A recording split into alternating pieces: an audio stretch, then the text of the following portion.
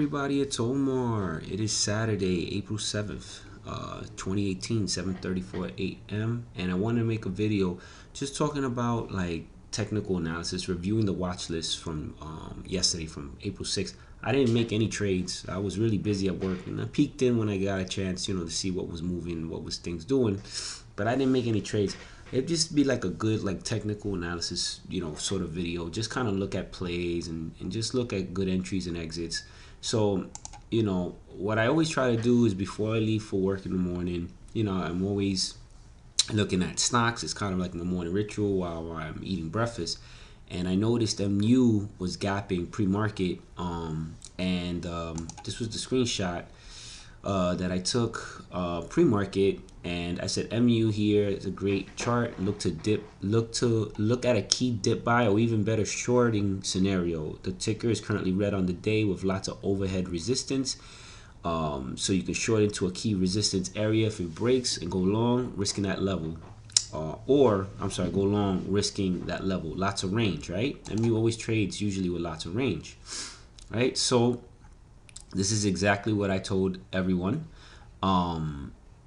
And let's see. So let's look at that. So let's do 5 minute. All right, and I had set alerts so you could have seen if you looked at it. I had set some alerts.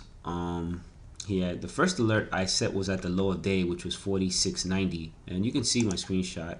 Oops, you can see that I try to put some lines here so you could see, right? This was all, and all I did was map out previous overhead resistance. This was the low. At this point, it's gapping up from pre-market. This is the previous day's close price, so it's red. And I'm just mapping overhead resistance, right, to potentially buy, dip buy above a key resistance level, or short a breakdown. Like if you can't, once resistance becomes support, you could take the dip buy, or you could short into a key resistance level if you can't break it, right? So let me pull up the big chart.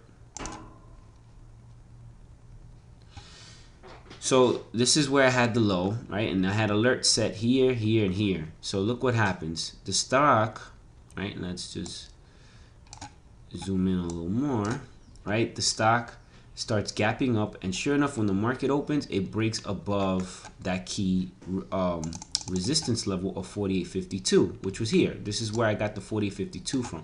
People ask me, how do I map my key support and resistance levels? It depends. If a stock has very little volume, then I'm going to use a bigger time frame, like a 5 minute or a 15 minute or even a 30 minute time frame. But if it's a stock like MU that trades on average 67 million shares, I'm going to use a 1 minute time frame. Sometimes I'll look at a 5 minute just to see whatever. But, you have so much volume that 1 minute really plays a vital role in a momentum shift, because things happen really fast with a volatile stock such as MU. MU is great in the sense that 100 shares can make you several hundred points, several $100, I'm sorry. You don't need to take big size to make some money, And sure enough, when the stock broke above it, let's zoom in.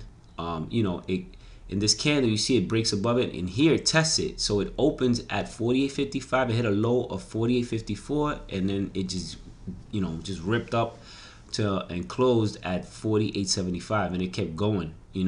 Now, sometimes, you could take the chance and go if you see the volume. I like to see it, kind of go above and kind of like pull back and hold and then rip. But sometimes the volume's so strong that you could just take the chance, and just go long, Here, you can see that it gaps up and it tests this level, kind of breaks it and pulls back, But this is just a flag pattern for me. This is sideways consolidation. Actually, this is a good time to buy. And you see it gaps up, breaks above it, pulls back and holds. This is a good type to buy. Now, if you watch my videos, especially my older videos, I always talk about when a stock gaps up, it usually has two big pushes, two pullbacks, a last push, and then a reversal.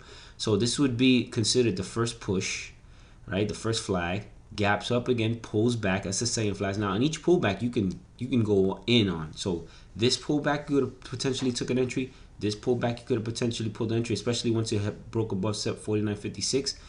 And then you're gonna get one last push to sell into strength, because then you usually get like a wash. And if you notice, let's see what happens. So, right, we got, if you look at the chart from a bigger time frame, right? we had some good resistance here, right? And we had some good resistance here at 50.13, and also here at the 50.38 level. So wherever you see sideways consolidation, like a lot of consolidation like this is like a lot of resistance here at 50.38, because you see all the sideways consolidation. That tells you that you need a lot of volume in order for it to break this. And you see there's a lot of consolidation here in this 15.13 level, you know, and that's all I'm doing. That's all I'm playing. So me personally, like I like to, I don't, you see, I take a lot of stocks and I buy them, but I love shorting. Shorting is really where the edge is, because stocks gap up and they basically, at some point, they're going to wash, they're going to retrace. You know, they just don't keep going up and up and up and up. And when a stock spikes like this, you're absolutely going to get a wash. But you can also, when they gap up and wash like this, you could buy a dip. This is what like guys like Madass Trader on Twitter does. He's a scalper. Like he'll look at stocks like this with momentum, and he's like in and out. He'll like buy a dip and then just sell real fast. He'll buy a lot of shares and then sell real fast and then do it again. And he'll just keep scalping on dips and stuff like that, and shorting little pops. You know, that's what he does. But if you noticed, right, when you see a stock like this, you're looking for a key support area. Well, look at where that big heavy resistance was in this 513, 538 level. You see a lot of overhead resistance here at 513 and here at 530, especially 538. Look at this. Look at all this resistance. All right, which is telling you that the stock needs a lot of volume to hold above that. And look what happens with the stock. The stock gets up, breaks the 513, right, for briefly, and then it tests that 50.38 level, and you see, look, it hit a high of what, 50.40, gaps down, right? This is the previous day's close price, goes back above it, retests it again, 50.45, high 50.48, and then just tanks. That's why it's super important to know your overhead resistance, because that is where you know a stock is eventually going to top out and then give back its gains at some point. It may not give it back all its gains like it did today, yesterday, but that's where I take a short. This is where I would have took a short, especially a double top with a lot of overhead resistance, and you just short. You short, risking off this area. Now you could have took the short here, and maybe you panicked because it spiked again. But you can hold to see, all right, is it gonna break above this? Let me see. And you see it couldn't hold it. And once you see this pop where it's, and then into that next candle where you see it can't hold, this is where you could go short right in here, risking that high, and just you could have just took this down for a ride. And you can see now all those resistance areas sort of acted as support. Really interesting how the stock kind of bounced at this 49.26 level. You could have bought the dip and took it for a ride. And it doesn't seem like much, but this is 49.26 and it topped out here at 49.87. So let's say you missed all this, you could have took this bounce. This doji, when you see this, that means a reversal is about to take place. A gravestone means a reversal, a trend is about to take place, a trend reversal. And sure enough, for a second there, it popped. Couldn't hold, but once it broke around the previous day's close price, that was it. It just tanked. And you could have took another great short, is that once it broke below this key level, which acted as support, right? Acted as support here too. Once it broke down, look at that, you could have took a short. Or once it got rejected by VWAP, you could have took a short. So this is what I like to do when I play my charts, and this is how I teach people to trade. And you only trade with a key setup. Is, to me, the best trade would have been right here, right in this level, because you're playing off the higher day, the key, and it's a key resistance level, and you could have held this all day. You could have held this all day. Now you could have been quick and just wrote it down and then covered here into the bounce, and that still would have got you what, a point. So if you're like me and you'll take maybe like somebody like me would take 2,000-3,000 share position on this, I quickly make 2-3 grand on something like this. And once you have the size, you'll be able to take bigger size and trade. Like a guy like Steven Dux takes like huge size, like 100,000 shares. You don't need to do that, guys. You could take 1,000 share position, 2,000, anywhere between 1,000 and 5,000 share positions, and you could do very, very well in the markets, and not have to take on that kind of size, that kind of risk. And it just tanked, and you can see now. Look where it held. Look where it held. It held here because look, right in this area, 48.25. This is a lot of overhead support. So now, resistance becomes support on the way down. And look where it held. You see, that's all stock trading is, guys. Support and resistance. Support and resistance. And then once you see the stock absolutely, like, this is another thing. This is the 50-day simple moving average, the 200 simple moving averages, VWAP, and 300. When it's below all of that, I mean, that's a bearish sign. Now, this is all on a 1 minute time frame. And a volatile stock like this, I like to use the 1. Some people like to use the 2 minute and the 3 minute. The 3 minute 2 is fine. The 5 minute, me, I'm okay with the 1 because it's so volatile, and I've just gotten so comfortable with it. Like, you know, here's a 5 minute time frame. But, you know, when you trade on a volatile stock like this on a 5 minute time frame, you know, it moves so fast. You gotta let the chart do its thing. You gotta be okay with seeing red while the chart setup happens. You know, not everybody's that comfortable. And me personally, that's why I trade off this grid when I can, when I'm home trading, because I have the 1 minute time frame, the 5 minute time frame, the 15 minute time frame, and the daily here to track. And, you know, and that's all I'm doing. I'm just tracking, you know, and that's how I make my trades. And you only want to play the key setups, you know. And you can see this is the 1 minute time frame, this is the 5 minute, 15, and the daily. And you know, and I'm watching it in those key time frames. Look at that resistance right here. Look at that overhead. Let me just clear all this real quick so you guys can see. You look at that in the 15 minute time frame. It's real easy right here. Look at that all that overhead resistance. Look at the 7 million shares in that 50-21 level. I mean, you need a lot of volume here. This is 5 million and this is 2 million, that 15 minute level.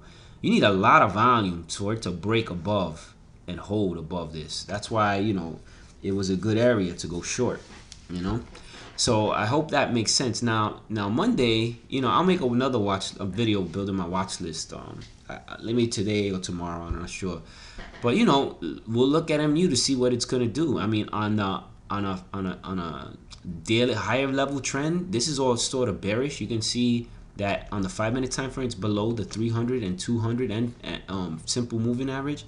On the 15 minute time frame, it's below the 200 and 300 and even the 50 simple moving average here as well. So, you know, and on the daily, it just broke below the 50 simple moving average. That's what this blue line represents. So, you know, it could be traced more. I mean, according to the fibs, 40.52 is the 61% retracement, and 44.89 is the 50% retracement. So we'll see what happens come Monday. I mean, I'll probably put on the watch list for Monday. Now let's talk about the plays for yesterday. Let's just look at all the stocks. So Acre, let's see what Acre did. Let's put up Acre. So for Acre, I had this is overhead resistance from I'm sorry, alerts that I had when it was up this high. Just never retested it. I think Acre will eventually get back up there again. It looks that way, at least, because it has a lot of consolidation at the 60-cent level, which tells me that at some point it's gonna make a move up. And all I did for Acre was let's zoom out.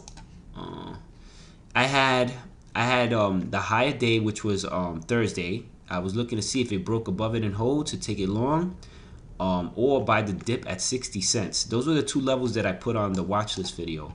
And when the market opened, you can see that it never got back up there. And, you know, it did kind of touch the 60-cent level, but it broke below it. But, you know, so there was no play in either direction. You know, there was no play in either direction. So, you know, so that happens sometimes. And when you don't get the setup, like you don't take the trade. You know, you don't take the trade. You know, but because I see all this consolidation here, and it's kind of hugging the 300 simple moving average and the 200 simple moving averages here, I think that it's getting ready to move up. So Acre, I think over time may be a good swing trade. I think it will retest, at least get back up to this 82-cent level. That's my guess. I mean, I'm not the best swing trader, you know, and I don't claim to be, but that's my guess. So there was no trade there. Next up, PGH. Now, the only reason why I said I told you to put this on your watch list was because I said that my friend who the one who told me about PTN, he trades like pinch plays and swing trades. He's incredible. He told me that he thinks this is a price target of $2. Now, you know, it may happen. It may take, you know, a couple of months to get there, but he thinks this is gonna touch $2. And when I told you guys that, it was at 70, and it's kind of consolidated. See, there's no volume here though. You know, so you got to be strategic when buying a stock like this in shares. But that's the only reason why this was on the watch list. So I'm just going to skip that. ACBFF. Okay, this was also on the watch list. And let's see what we had. So I had mapped out a couple of key levels. 665. So I said if it break and held 665, go long.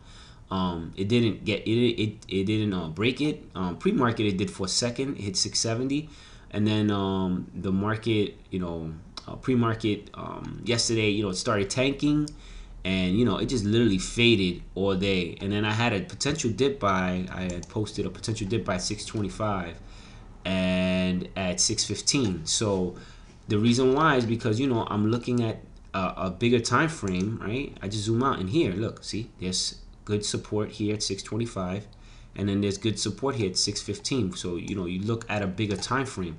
That's where I got those numbers from. So so if you notice, right, what happens, you know, it's choppy, but the stock, and I'm using a 5-minute time frame here just so it could be easy on the eyes. Look what happens. It got to a low of what, 614, and bounced. And you could have bought the dip, you know, you could have bought the dip. This thing got up to 639 from 615. You see, because 615, let's zoom out a little further so you can see. Let's do this. I don't know why it's doing that.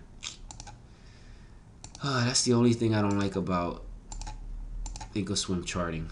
All right, yeah, it's much easier to when I do it this way. Okay, so so you can see there was a lot of support here at this 615 level. You see here, you got up here, and this is why I had that level.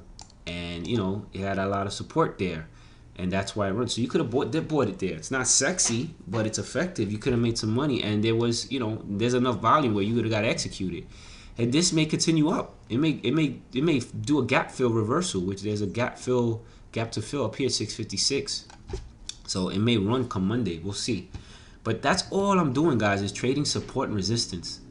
Next up, CVE. Let's see what CVE did. So CVE, if we look at it, okay, I had it on the watch list. You know, it was extended, and I was looking at 940. So here's a lot of support here in this 940 level, right? So I mapped that out as a potential dip buy or short, risking off that level. And then 975. If it broke 975 and held, you could have took it long. Now, when the market opened, look what happened. Market opened in this one candle. It opened at 948, hit a high of 975, hit a low of 944, closed at 970. And then this candle, this is the bull pin. This is a pin bar. This is just bulls and bears fighting. Doesn't know what direction it wanted to go. Now, right in this candle, you could have took it short, risking that 975. And I think somebody told me yesterday that they shorted this yesterday, risking 975 based on the watch list video that I put together. And you know, it just broke down, and you know, it kind of like got below, a little bit below the 940 level, found its support here of 930, and then gapped up to 955, you know, and you know, broke down and just formed lower highs all day.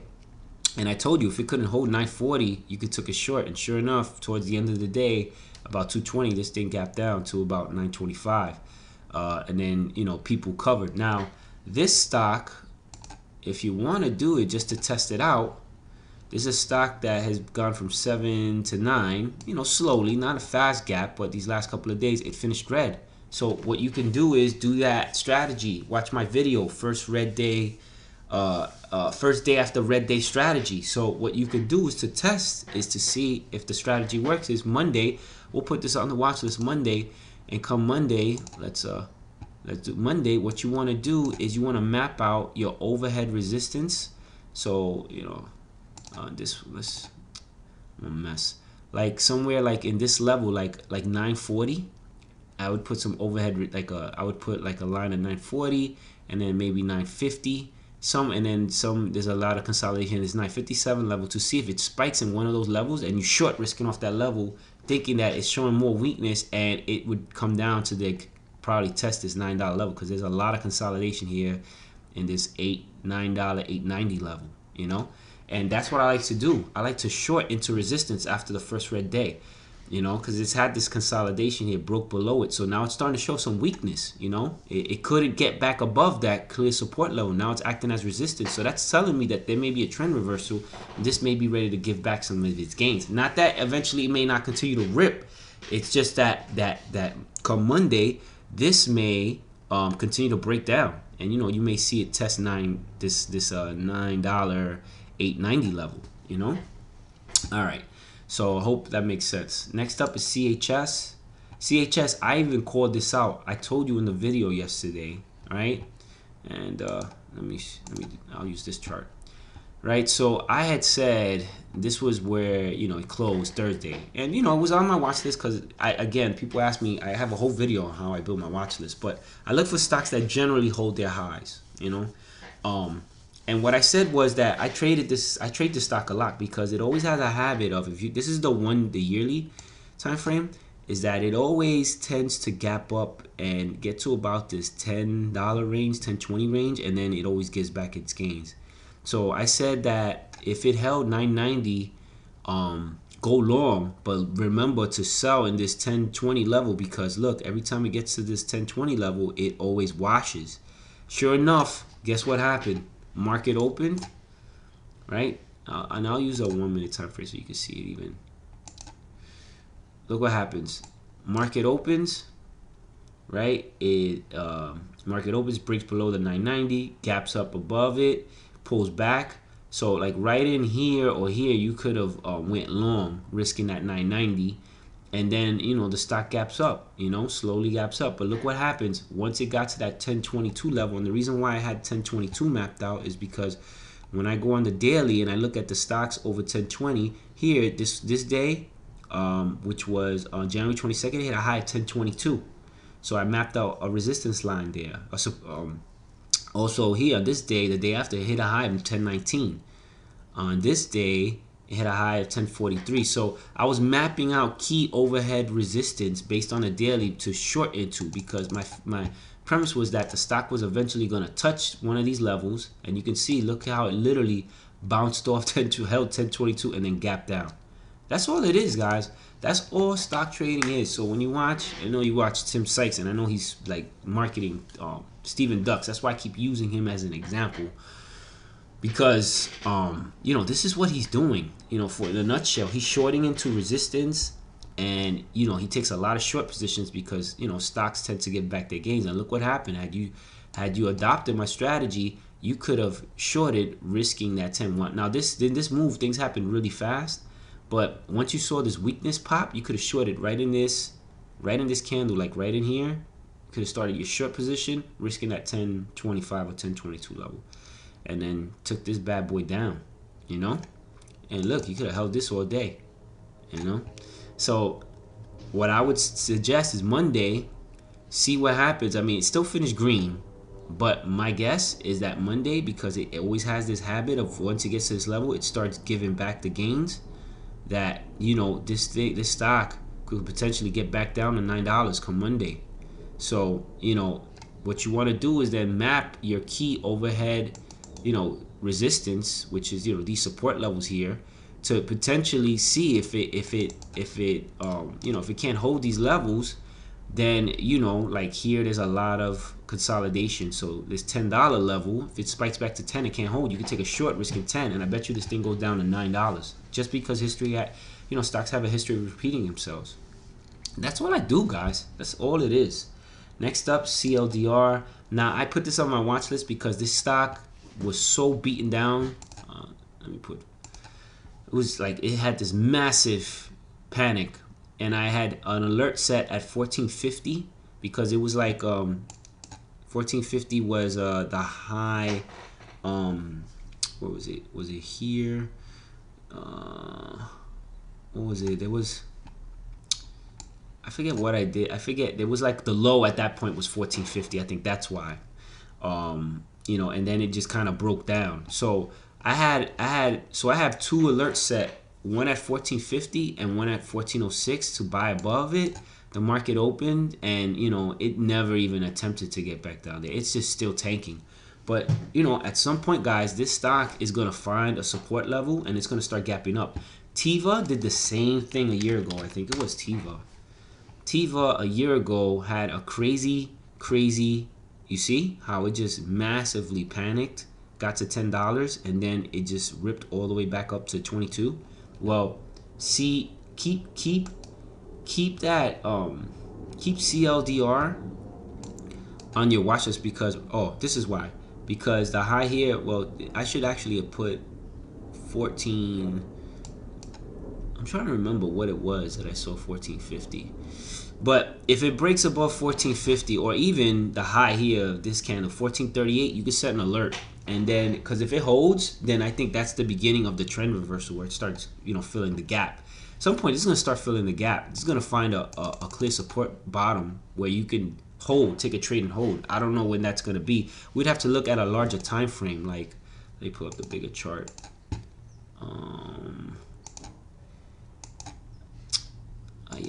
All right, here we go. Let me just okay, let's do like 15 years. All right, so 15 years ago it wasn't this low. So let's do all time. I don't know how long this ticker's been around. Let's do max available. Yeah, so the stock has been around, I guess, according to this, since 2017. So it's still a fairly new company. So we'll see. But at some point, this is gonna find a bottom, and this is gonna have a reversal. So just keep that in mind. All right. Next up, CRSO. So CRSO. Let's pull up and let's do. All right, so with CRSO, this thing gapped up on Thursday, and it hit a high of 1751. Right, it's been on an upward trend. So what I was saying, I was looking at two key levels. I said if it could break 1750 and hold, take a long risk in that, or you can potentially buy the dip at 1657, or short it if you couldn't hold it. Now, in theory, there is a lot of, and I didn't map it out, but in theory, there's a lot of support here. And in theory, even though I didn't map it, doesn't mean that you couldn't have, once this couldn't hold, and look, it got rejected by the simple 50 simple moving average. And let me put the 1 minute time frame, because you can see 5 day 1 minute. There's no reason why. Look at this, it got rejected by the 300, 250 on the 1 minute time frame. So the stock gapped down pre-market. It was already tanking. It was already at 1675. So look what happened. The stock gaps up, breaks above 17, but look what happens. Gets rejected right here into this overhead, which was support Thursday, now acts as resistance. And you could have took it short, risking off this once you saw it couldn't hold this. Look, see? Couldn't hold it. And then you got the double confirmation at that 1711 level. 1711 level, which was the clear, support level. And look at this thing. Do I got this right? Yeah. And then look at this thing. This thing freaking tanked, And I told you, buy the dip if it held 1657 or short it. Well, it broke below it. Now, this tank was so massive that you got to be careful. If you short it there, because look, it actually went down another 30 cents and gapped up, but look what happened, which was support, now it's acting as resistance, can't hold it, and you could have just took this down even further. This thing got down to $15, and then people covered at a $15 level. Now let's see why. Let's see, is there support in this $15 level? Well, look at this.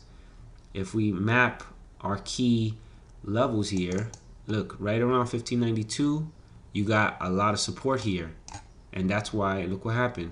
It hit a low of what, $16, close to it, and then that's why people covered, because there's a lot of support in that level, close to that level, which was a little bit below that, was that 1592 level. As you can see here, there's support here too at 1615, 1606. So that's all it is, guys. That's what trading is. That's why when you take the trade, you got to have a big picture view so that you can see where the stock is. If you're going long, you want to see where the overhead resistance is, and if you're going short, you want to see where the underhead support is. All right. Next up is BSX. So I told you guys with Scientific Atlanta, I just said that my guess was that it was in a range that it was ready to give back its gains, and this is all overhead resistance. If you notice, you know, I would have to go back even further. Let's see. There is a lot of overhead resistance in these levels above, if you notice, right? And if you look at the daily, let me do 1 day, 1 year. If you notice on the daily, look what happens. I was telling everybody that, you know, this stock had been gapping up, and every time it gets to this $28 level, it tends to fail. So it gets to this $28 level, fails. So it got to where? To the $28 level, right? And these were these resistance, support and resistance levels that I had mapped out above. So, you know, 28.40, 28.29, 28.06. Well, look what happens when the market opened. The market opened, and this thing never, look at right here, this is so support here, right? Look what happened. It couldn't even hold 27.96. So once you saw this pop, and right in here would have been excellent short, risking off this, and this thing just showed weakness all day. And then once it broke below VWAP, like it couldn't hold VWAP, couldn't hold it, you could have shorted it there. Look, VWAP, it get rejected by VWAP each time. But really, even more important is you got some good consolidation support here, and you can watch it here to say, here's overhead resistance, and this is a channel, and you see that in that channel, it can't break it. So you just short, risking off it. That's all trading is, guys. I know it, like, you're like, wow, this is like, you're making this sound much more simple. It is, because it's all about support and resistance. That's all it is. That's why I call myself the support and resistance god. You know, I'm being silly, but I'm just making a point that that's all stock trading was. LFIN, I told you guys yesterday, right? So that this thing may be a good buy if it broke and held 2250, and it actually did. But what I didn't tell you guys, and I should have been more cognizant of it, is that when you got stocks like this being manipulated and they're on TV, and you have the guy on CNBC and shady, all this shady shit. A lot of times the FCC, not the FCC, the Trade Commission will look into the SEC will look into a company, and what they do is what's called a T12 halt, which is basically they halt the company to, like, just audit them. And what happens is that's bad, because sometimes these things can take 3 months, 6 months, and usually when they open you back up, they open you back up much, much lower. So this stock, when it opens, people who bought and held here, who are still long, are gonna be down like crazy, like $18, $19. It's really, really, really, really sad. Now, if you were a person who shorted here, yeah, your money's tied up. That's another thing. Your money, you can't get your money until they release the halt. So if I don't know, if you took a large size position here, and and now you're like waiting, shit, I can't get my money. You can't. But if you shorted right there, you're gonna bank, because when they open this up, this is probably gonna be at like $5, $3. So you'll be up a ton.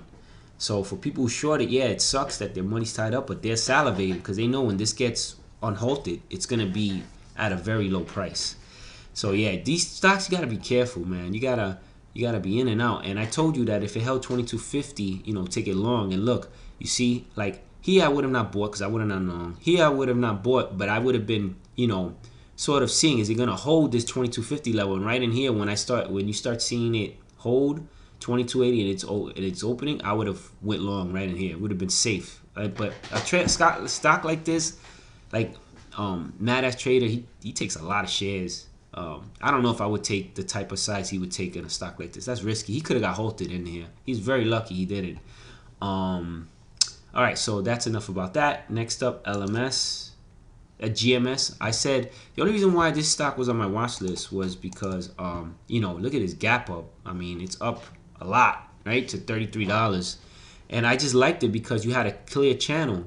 33.71 is the high, 32.32 is the low. So my guess was that, if it broke above this, take it long.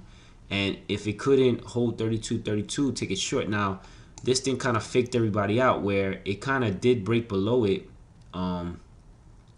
And some people probably shorted in here, but then it found its support here and it got back up, and then it formed a flag here and it's up. So, but that does not mean that this stock cannot, tank, So definitely I'm gonna put this on the watch list Monday to be watching how it reacts. Now, what I'm curious to see is, let me put the 1 day, 1 year. The stock technically finished red, right? So what I would like to see Monday is, this is what I hope, and this is where you can bank, and all you need is 100 shares on a stock like this, right? What I would love to see Monday is for it to spike into this clear resistance level, which 32.75 level, get rejected, and then just completely tank. That's what I'm hoping for Monday. This is the type of stock I make a lot of money on, because that's what I do. I look for, when the stock finishes red like this, what it's telling me is that it could potentially short into a key resistance level. So I'll be looking at these levels, and I'm gonna make a video, more detailed with my watch list, but to short into. But this could be manipulated, and you got to be careful. So it could go the other way. Just got to be really, really careful. But you see, there's a ton of overhead resistance in this level, in this $33 level. So I don't know if it's gonna break above it. It needs a lot of volume to do it, and there's no volume here. And last time I got to this $34 level, look what happened. Freaking thing collapsed. So that's my hope. That's my hope. What's gonna happen now? We could look at the chart history and look at further and see, okay, when the last time that it, if it ever did have a gap up, what happened? What was the result? I don't see here in the chart history. The last time it had a gap up here, it actually gapped up and held and kept running. So,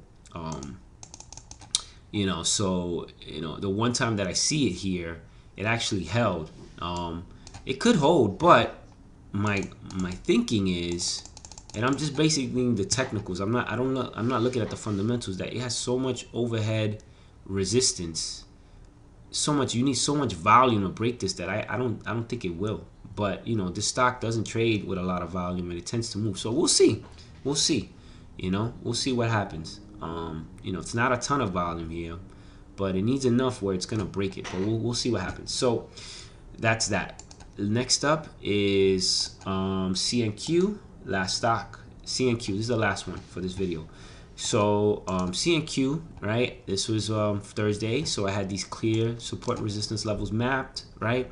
And I said if it could break and hold 34, take a long risk in that. Otherwise, short risking off that level. You could potentially buy the dip at 33.59, or short it, risking that level. Same thing here, and same thing here, right? That's how I always play these. Now, look what happened. This stock was like $30. It's at 34. So you gotta think people are gonna take some profits taken, right? And the market opened, and in this 1 minute candle, it had a lot of volume, 50,000 shares. In that actually 5 minute candle. Let me do the 1 minute time frame. Look what happens. Stock gaps up.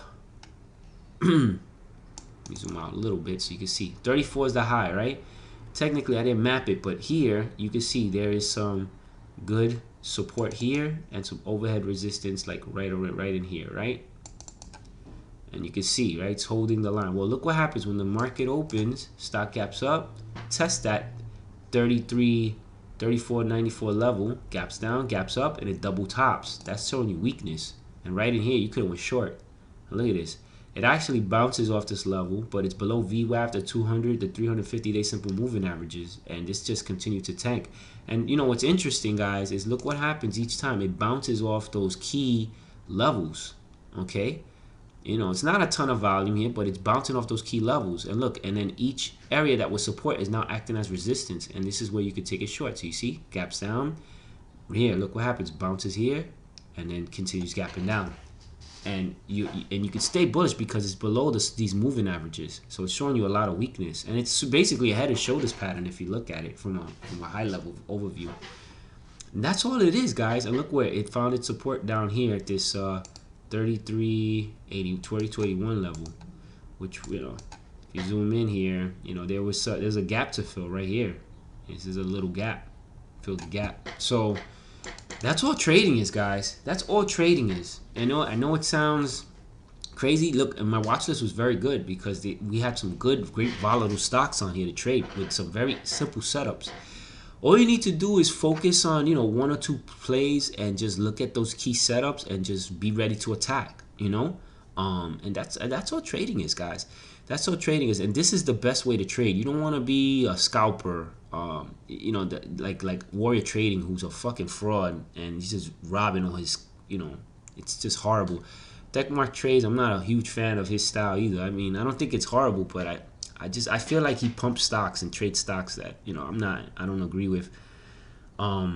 You know, Tim Sykes, you know, I don't think he really teaches much of anything, but you know, his YouTube videos, I learned a lot, and a lot of what I learned is just simple support and resistance. He's not as technical as I am, you know, trading. He's not very technical at all, but he does talk about support and resistance a lot. So and for that, I give that to him, and that's why I kind of learned support and resistance. It's just, you know, not at this technical level, but in theory, that's what he really talks about: buying, dip buying off clear support levels, shorting, breakdowns of resistance levels. He just doesn't really go into technical patterns as much as he should.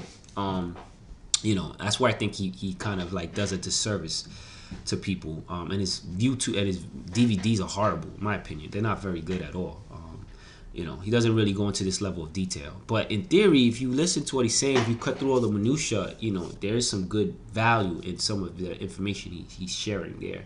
You know, so you know. And I saw the Tim Grittani video, which is pretty good. I finally saw the Stephen Dunk's video. It's good, and it's pretty good too. And you know, it's not worth $900. That's fucking crazy. He got so much grammatical errors in it. It's just ridiculous. But him and I basically trade the same patterns, which is interesting. The same patterns we go long and short on are pretty much the same, for the most part.